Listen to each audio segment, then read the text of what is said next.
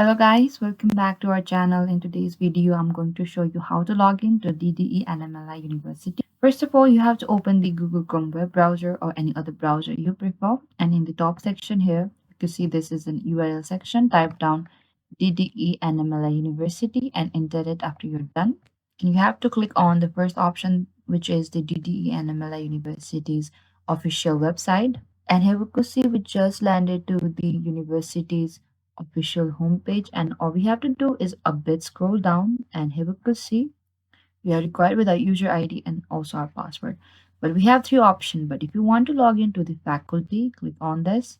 Log into the system, click on this. So let me click on the students one and type down your user ID and also your password,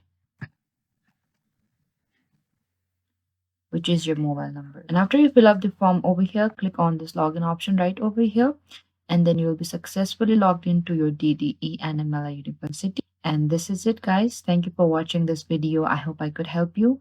Don't forget to like, subscribe, and hit the bell notification icon for more upcoming uploads.